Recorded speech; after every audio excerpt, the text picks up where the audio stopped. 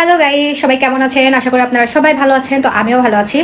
অনেকক্ষণ হয়েছে আমি রান্না বসাইছি। আমার এখন মনে পড়লো যে আমি আজকে ভিডিও করতে ভুলে গেছি, আর আমি আপনাদের সাথে ভিডিও শেয়ার না করলে কি আমার পেটের ভাত হজম হবে বলেন? তো আজকে আমি রান্না করতেছি মুরগির মাংস, সাথে হচ্ছে কাঁচা কাঁঠালের তরকারি। তো আমার থেকে অনেকে হচ্ছে কাঁঠালের তরকারির রেসিপি চাইছে, বাট আমার একদমই মনে ছিল না, যার কারণে আমি অর্ধেক থেকে হচ্ছে যে ব্লগটা বানানো শুরু করছি আর কি। যাই হোক, আজকে কি কি রান্না করতেছি চলেন আপনাদেরকে দেখাই।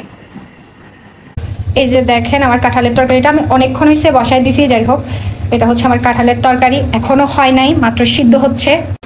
আর এই যে আরেকটা চুলার মধ্যে হচ্ছে মুরগি বসাইছি, মুরগিটা আমি এখনো কষাইতেছি। খুব একটা সুন্দর গ্রান আসতেছে এখান থেকে। এই ঝোলটা যতক্ষণ না শুকাবে আমি কষাইতে থাকবো।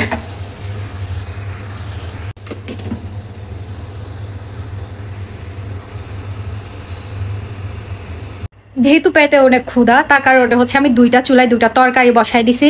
আর হচ্ছে এগুলো এই দুইটা হয়ে গেলে দেন আমি ভাত বসাবো। ভাই আমি আমি অনেক বেশি ক্ষুধার্ত, মানে বলতে গেলে আমি 5টা-6টার দিকে দেন আমার পেট পূজা করতে পারবো। আমার তরকারি হইতে এখনো অনেক টাইম। তো খাওয়া দাওয়া করার পর রুম গুছাইতে হবে, যেহেতু আমি কালকেই ঢাকায় আসছি। অনেক প্যারা ভাই, ব্যাচেলার থাকলে অনেক প্যারা।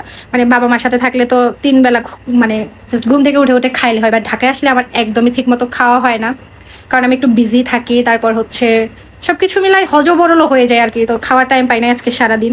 মাত্র ফ্রি হয়ে এসে কাটাকুটি করে ধুয়ে আমি রান্না বসাইছি। সো ভাবলাম যে আপনাদের সাথে একটা ছোট ব্লগ শেয়ার করি। আর আপনারা কে কোথা থেকে আমার ব্লগটা দেখতেছেন অবশ্যই কিন্তু কমেন্ট করবেন, আর আমার ভিডিওগুলো আপনাদের কাছে কেমন লাগে সেটাও বলবেন। আমার তো আপনাদের সাথে অনেক বেশি ভালো লাগে ভিডিও শেয়ার করতে।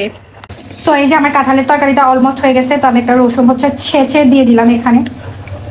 এটা আমি রান্না করতেছি হচ্ছে এই যে সুরি শুটকি দিয়ে, আমার ফেভারিট একটা শুটকি।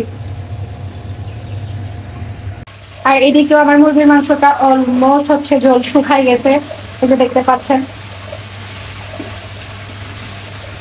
এখন এই পর্যায়ে আমি টমেটো কুচিগুলো দিয়ে দিব, কারণ আমার হচ্ছে মুরগির মাংসের সাথে টমেটো দিয়ে টক টক করে খেতে অনেক বেশি ভালো লাগে।